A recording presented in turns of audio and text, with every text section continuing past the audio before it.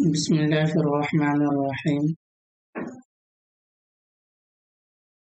الحمد لله رب العالمين والصلاة والسلام على سيد الأنبياء والمرسلين أما بعد فأعوذ بالله من الشيطان الرجيم. بسم الله الرحمن الرحيم. تصور اور تصدیق کی کیا قسمیں ہیں اور تصور اور تصدیق میں سے ہر ایک بدیہی بھی ہوتا ہے اور نظری بھی. اس طرح ان کی کل 4 قسمیں بن جائے گی. اب تصور بدیہی، تصور نظری، تصدیق بدیہی، تصدیق نظری کیا ہے؟ تصور بدیہی تو وہی ہے جو تصور جس میں نظر و فکر یعنی دلیل کی ضرورت نہیں ہے. جس میں ضرورت نہیں ہے اسے تصور ضروری بھی کہتے ہیں.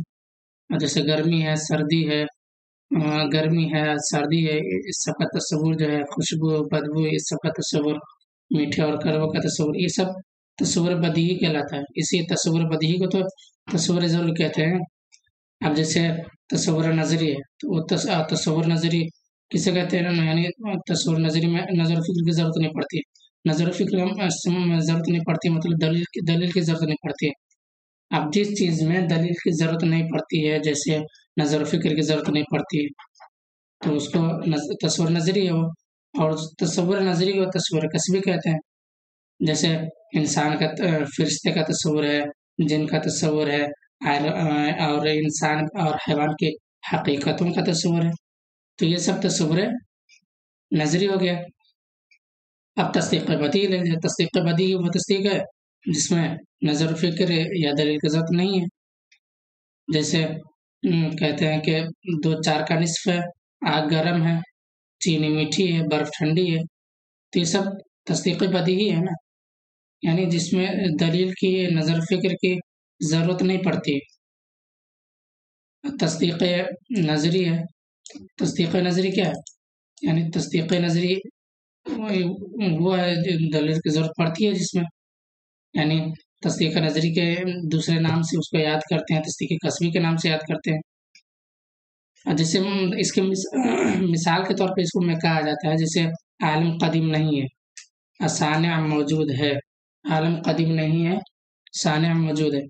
تو یہ تصدیق نظری ہوا نا، اور اس میں نظر و فکر کی ضرورت پڑی، دلیل کی ضرورت پڑی، تو اس لحاظ سے یہ تصدیق نظری ہو گیا.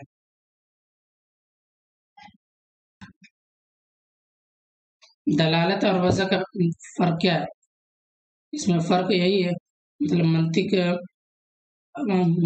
منطقی لوگ جو ہے اصل میں معانی سے بحث کرتے ہیں، اور منطق کی کتاب سب میں جو الفاظ اور دلالت کی بحث مطلب معانی سے بحث کرتے ہیں، لیکن الفاظ اور دلالت کی سے بحث کیوں کرتے ہیں؟ یہ ضرورت کے لیے کرتے ہیں، ضرورت کے پیش نظر اس سے بحث کرتے ہیں، ورنہ اس کی ضرورت نہیں ہے. مطلب اصل مقصد جو الفاظ اور دلالت سے بحث کرنا نہیں منطق، بلکہ معنی سے بحث کرنا ہے. اور الفاظ اور دلالت تو صرف ضرورت کے تحت سمجھنے اور سمجھانے کے لیے، ایک دوسرے کو سمجھانے کے مطلب پڑھنے والے کو، طالب علم کو سمجھانے کے لیے صرف اس سے بحث کرتے ہیں.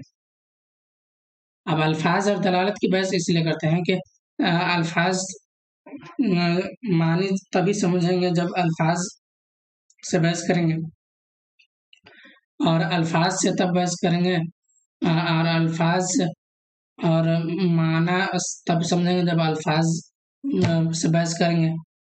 اور دلالت سے اس لیے بحث کرتے ہیں کہ الفاظ کا مطلب صحیح معنی جو ہے، صحیح مطلب تبھی سمجھ میں آ سکتا ہے جب ہم دلالت سے بحث کریں گے. دلالت سے بحث کرتے ہیں تب الفاظ کا صحیح معنی مطلب سمجھ میں آتا ہے، اسی لیے دلالت سے بحث کرتے ہیں. یعنی الفاظ کے معنی پر کس طرح دلالت ہو رہی ہے، اس میں کیا نوعیت ہے اس کی، اس سب کے تعلق سے بحث کرتے ہیں. تب اور یہ پتہ چلتا ہے، یعنی الفاظ مطلب جو کوئی لفظ ہے وہ اپنے معنی پر کس حساب سے دلالت کر رہا ہے، اس کا کیا حساب، کیا مطلب ہے، کس طریقے سے وہ دلالت کر رہا ہے، تو یہ سب چیز جو ہے دلالت سے معلوم ہوتا ہے. اسی لیے دلالت سے منطقی حضرات جو ہے کہ یہ بحث کرتے ہیں. دلالت کے مطلب لغت میں دلالت کا مطلب ہوتا ہے رہنمائی کرنا. دلالت کا مطلب تو عربی لغت میں ارشاد ہوتا ہے، الارشاد.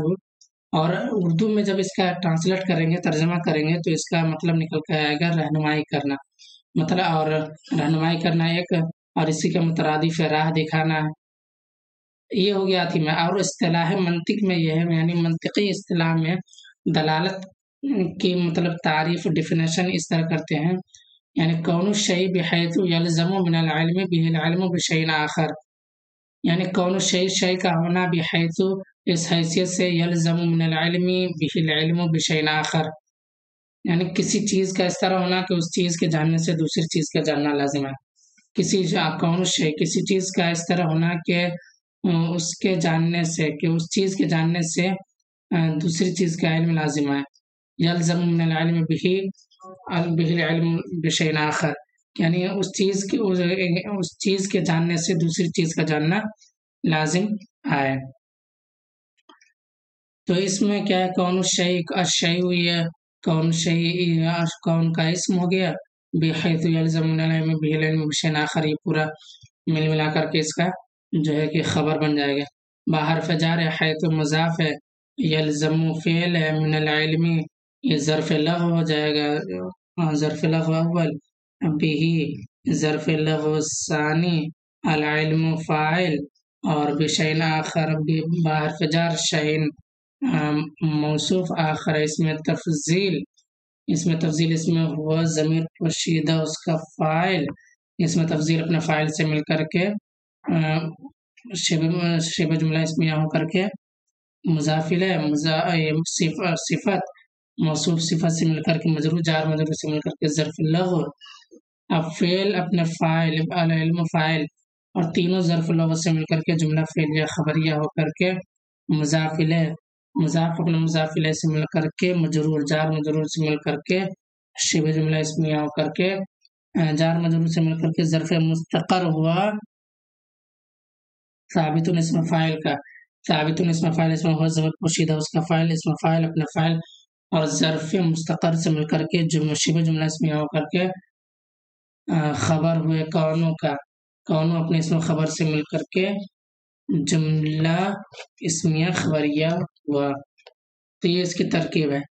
اب یعنی اس میں جو جیسے دلالت کرتے ہیں تو یعنی کوئی چیز ایسا ہے جس کے مطلب کسی چیز کے ہونے سے دوسری چیز کا جاننا لازم آ رہا ہے، تو اب اس پہلی چیز کو جو ہے دال کہتے ہیں، یعنی یہ دلالت کر رہا ہے دوسری چیز پر، تو دوسری چیز پر دلالت کر، اور جس پر دلالت کرتا ہے وہ مدلول ہوگا. جیسے مثال دھواں اور آگ، اور دھواں اور آگ ہے، اور آگ کہیں پر جل رہا ہے، تو آگ جب جیسے ہی جلے گا تو اس سے دھواں اٹھے گا، تو دھواں اٹھے گا تو اس کا مطلب ہے کہ وہ دھواں اٹھے گا. تو دھواں جیسے ہی دیکھیں گے تو اس سے پتہ چل جائے گا کہ آگ جل رہا ہے، تو آگ مدلول ہوگا اور یہ دھواں جو ہے دال ہو جائے گا. وضع کی تعریف، وضع کا لغوی معنی ہوتا ہے، مطلب لغت میں دیا ہے وضع کا معنی رکھنا، اور وضع کا معنی اصطلاح منطق میں کیا ہے، اس کے تخصیص شیء بشیء متى اطلق الشیء، تخصیص شیء بشیء متى اطلق الشیء الاول فهم منه الشیء الثانی. تخصیص شیء یعنی ایک چیز کو دوسری چیز کے ساتھ اس طرح خاص کر دینا، اس طرح خاص کر دینا کہ پہلی چیز کے علم سے دوسری چیز کا علم حاصل ہو جائے، وضع کہلاتا ہے. تو یعنی ایک چیز کو دوسری چیز کے ساتھ، یعنی ایک چیز کو دوسری چیز کے ساتھ ایسے خاص کر دینا کہ پہلی چیز کے علم سے دوسری چیز کا علم حاصل ہو جائے. تو انہوں نے کہا کہ ایک چیز کی تخصیص، یعنی ایک چیز کو کسی دوسری چیز کے ساتھ ایسے خاص کر دے، ایسے ملا دے، ایسے اس کو خاص بنا دے، اس کی ایسی تخصیص کر دیا جائے کہ جس کی تخصیص سے یعنی جن دونوں چیزوں کی تخصیص سے یہ علم ہو کہ ایک چیز کا اگر علم حاصل ہو جائے تو دوسری چیز کا بھی علم حاصل ہو جائے. تو جو پہلی چیز ہوگا، پہلی جو شے ہوگی اس کو جو ہے موضوع کہا جائے گا، اور جو دوسرا ہوگا اس کو موضوع لہو کہا جائے گا. تو ایک پہلا موضوع اس لیے کہ اس کو موضوع بنایا گیا کسی کے لیے، یعنی اس کو وضع کیا گیا، اور دوسری کو موضوع لہو اس لیے کیا گیا کہ اس کے لیے اس کو وضع کیا گیا ہے.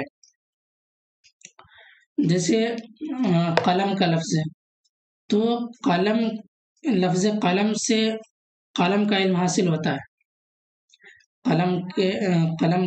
لفظ قلم سے قلم کا علم حاصل ہوتا ہے. تو قلم اور خود قلم یہ دونوں کو اس طرح خاص کر دیا گیا ہے کہ جب بھی ہم قلم کا علم ہم کو حاصل ہوتا ہے تو ساتھ ہی ساتھ خود قلم کا بھی علم حاصل ہو جاتا ہے. تو اب اس صورت میں قلم جو ہے موضوع ہوگا اور خود قلم موضوع لہو ہوگا،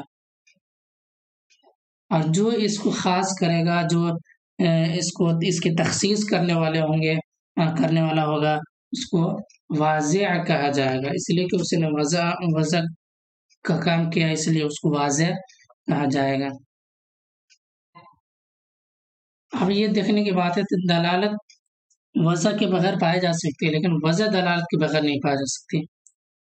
وضع یعنی دلالت وضع کے بغیر پائی جا سکتی ہے، دلالت وضع کے بغیر پائی جا سکتی ہے، لیکن وضع دلالت کے بغیر نہیں پائی جا سکتی. اس کو یوں سمجھیں جیسے دلالت وضع کے بغیر پائی جا سکتی ہے، تو اس کا مطلب یہ ہوا کہ دلالت عام ہے اور وضع خاص ہے. دلالت اور وضع میں کیا خاص ہے؟ جیسے دیکھیے لفظ زید کی دلالت زید ذات پر ہے نا، یہاں وضع بھی ہے اور دلالت بھی ہے، جبکہ دھواں کی دلالت آنکھ پر یہاں صرف دلالت پائی جا رہی ہے، وضع نہیں ہے. تو جیسے یہاں پر کہا کہ لفظ زید کی دلالت ہے، تو لفظ زید کی دلالت ذات زید پر، تو یہاں پر وضع ہے، یعنی لفظ زید کی دلالت ہو رہی ہے ذات زید پر، تو لفظ زید موضوع ہے اور ذات زید موضوع لہو ہے، اور جس نے اس کی تخصیص کی ہے وہ واضع کہلائے گا. تو یہاں پر وضع ہے اور دلالت بھی ہے کہ لفظ زید دلالت کر رہا ہے ذات زید پر. لیکن جیسے آگ اور دھواں ہے، تو آگ اور دھواں سے جب ہم کو آگ کا علم ہو رہا ہے تو یہاں پر کوئی ایسی مطلب وضع ہے نہیں جو دلالت کر رہے ہیں آگ پر، بلکہ آگ کو دھوئیں کو دیکھنے سے دھواں دلالت کر رہا ہے آگ کے جلے ہوئے ہونے پر، جلنے پر آگ پر دلالت کر رہا ہے. تو یہاں پر وضع نہیں ہے، صرف دلالت ہے. دلالت کے دو قسم ہیں، یعنی دلالت لفظیہ اور دوسری دلالت غیر لفظیہ. دلالت لفظیہ وہ دلالت ہے مطلب جس میں دال لفظ ہو، یعنی جس میں دال لفظ ہو، اور دلالت غیر لفظیہ وہ ہے جس میں دال لفظ نہ ہو. جیسے لفظ کراچی کی دلالت شہر کراچی پر، تو اس میں دال لفظ ہے کراچی، لفظ کراچی دال ہوا، تو یہ دلالت لفظیہ کہلائے گا. اور دوسرا جو ہے دلالت غیر لفظیہ ہے، جیسے دھوئے کی دلالت آگ پر. تو دوستوں اس چینل کو سبسکرائب کر دیجیے، اگر ویڈیو اچھی لگے تو چینل کو سبسکرائب کیجیے.